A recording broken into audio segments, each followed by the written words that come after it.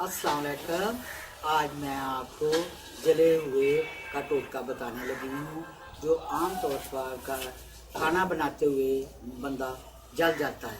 उसके लिए बहुत ज़्यादा साथ पड़ता है, जलन होती है, छाले फट जाते हैं बड़े बड़े। उससे बचने के लिए आसान सा कहीं भागने की दौड़ने की ज़रूरत नहीं है।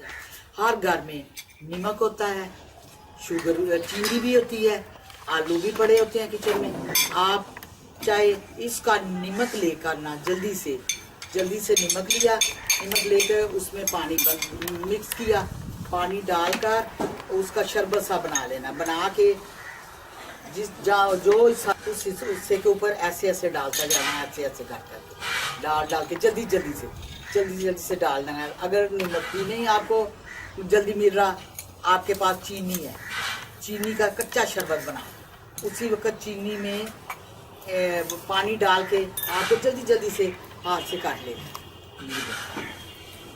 काट के उसका शरबत बना ले। जिस तरह नमक का बनाया था उसी तरीके से ना आप इसको ऐसे ऐसे हाल करके जल्दी उसी जले हुए हिस्से बना, ताकि इसकी जलन कम हो। उस वक्त बहुत ज़्यादा जलन होती है और छालों से बचने के लिए।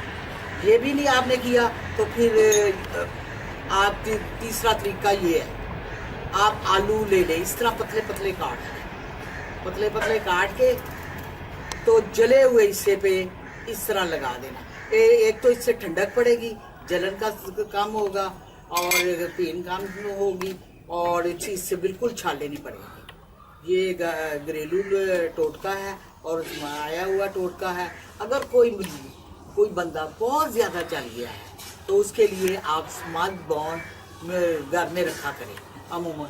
उसके ऊपर उसको मलहम की तरह उसका लेप कर देना, लगा के अच्छी तरह 3-4 दिन मुसलसल लगाता रहना। जब पे अंगूर सा आ जाए तो फिर उसको ये छोड़ देना, स्मग बॉन्ड को लगाना। फिर नारियल का तेल लेके उसको वो थोड़ा हल्का सा गर्म धूप में रख के गर्म करके वो जिस्म पे लगाते जाएं। देखिए चंद दिनों के बाद वो बिल्कुल ठीक हो जाए इंशाल्लाह। ये तकलीफ, आप इस तकलीफ और दर्द से बच जाएंगे।